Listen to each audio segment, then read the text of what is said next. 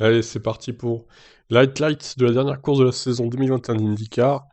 C'était à Long Beach. J'ai diffusé la course hier sur Twitch d'ailleurs en direct, avec les images et tout, j'ai pas été striké. Donc peut-être éventuellement que je ferai la saison 2022 entièrement sur Twitch. On verra ça, de toute façon, le temps que ça commence, c'est dans plusieurs mois. Allez, on commence par le début, normal. Green flag flies, let's go for the final time this year. Pretty good lineup so far. Grosjean now looking down the inside. Felix Rosenquist tucked right up behind Castro Neves, T-Bell, and it looks like it's going to be pretty clean in the first corner. The Firestone Fast Six was all by themselves on the front straightaway. They slot in single file. Look at Castro Neves, locks up there. Pagano in that bright yellow car looking to attack. Now Awards lining up. Oh, look at that, Ed Jones. Et le tête à queue. Oh là là, l'empilement ouais, qu'il y a eu là.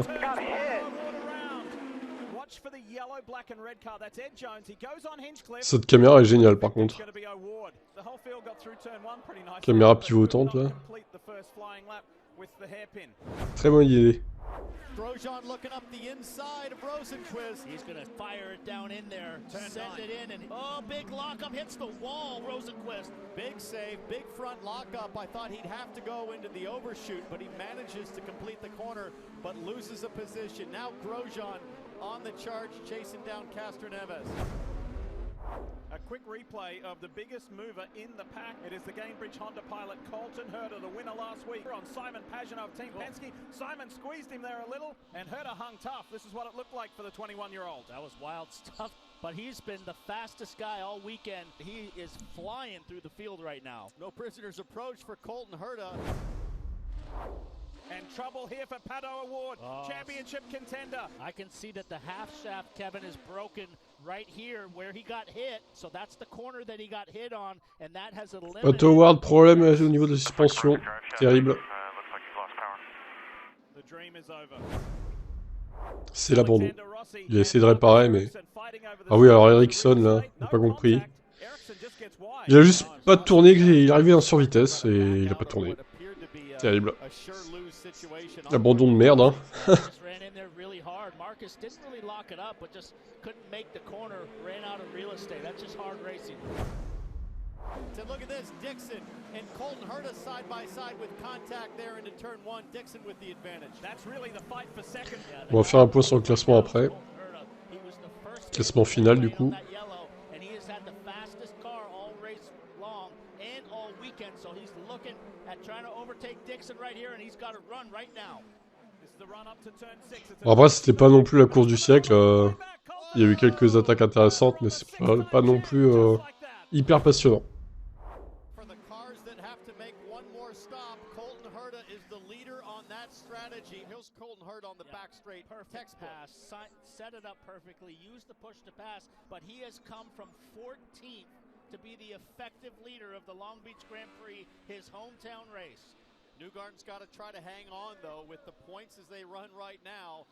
Newgarden really needs to win this race and hope for some sort of Pelot disaster. Another angle here of Colton. Brake rotors glowing red, and boy, Newgarden didn't leave much room.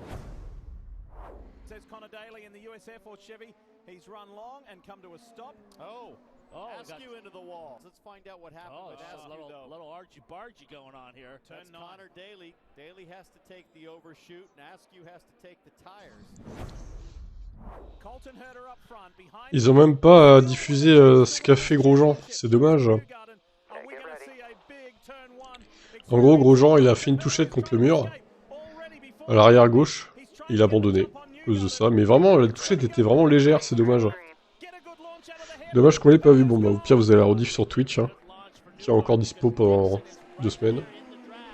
Twitch.tv/TIBF1. Brilliant stuff, though, through the hairpin for Colton Herta to put that much of a gap on a 2-time IndyCar champion and a 6-time IndyCar champion. This will be his 6th career win, and he gets Ouais, ils ont pas montré Grosjean, dommage. Ils ont un peu zappé le pilote français. Herta donc qui gagne et Palou qui est titré.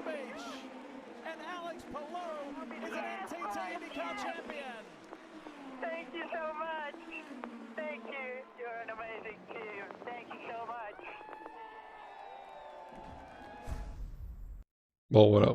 Alors, classement, du coup, final, 549 points Palou, Joseph Newgarden deuxième avec 511, 38 points d'avance, donc c'était assez confortable hein, pour le coup, même si Newgarden a fini devant à cette course.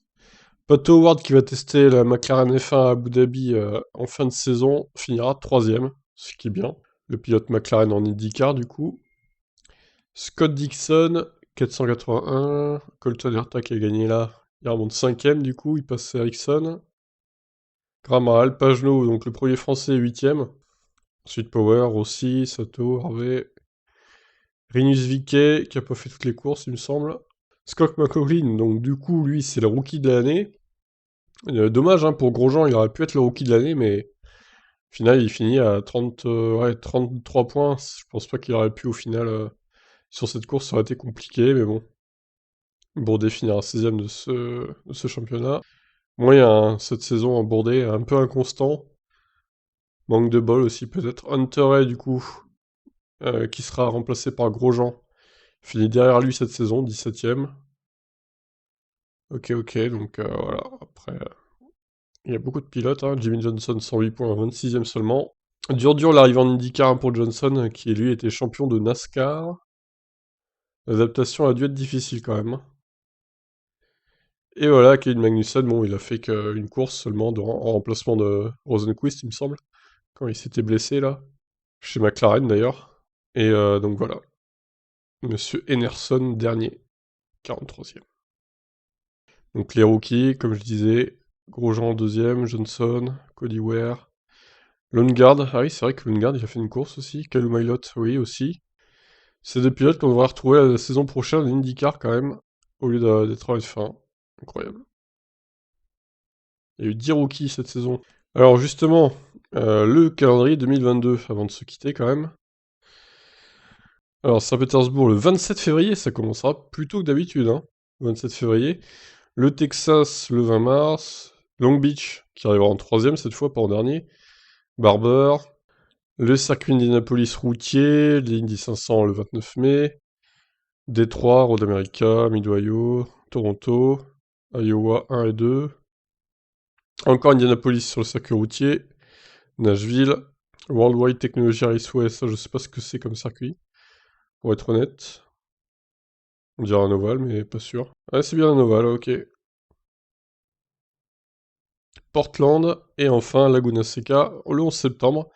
Saison IndyCar qui se finira assez tôt, encore une fois. Un peu plus tôt que cette saison, quand même, mais ça commencera bien plus tôt aussi. Donc ça compense. Du coup, 4, 8, 12, 16, 17 courses. Ok, bon. Intéressant, bah écoutez, je verrai si je stream du coup sur Twitch toute la saison. Je pense qu'il y a moyen, du coup, mon stream n'a pas été striké hier. Je m'y attendais pourtant, hein, j'ai streamé Canal, donc avec l'image et tout. Mais bon, on testera à Saint-Pétersbourg et si ça tient, bah, je continuerai aussi. Voilà, et je continuerai de toute façon les highlights hein, sur cette chaîne-là, donc je prends pas le risque évidemment de streamer sur YouTube parce que à mon avis ça va dégager. Ça va se faire striker assez vite. Donc voilà. Bonne saison d'IndyCar globalement, c'était assez correct. Grosjean a fait de bonnes perfs, mais quelques erreurs aussi, normal, en même temps il débutait. Par contre, l'année prochaine, chez Andretti, à mon avis, ça promet pour lui. Surtout qu'il va faire, en plus des routiers, et des ovales aussi. Il va faire toute la saison, donc bah, j'ai hâte de voir ça, tout simplement. Allez, je vous laisse réagir. Ciao, ciao.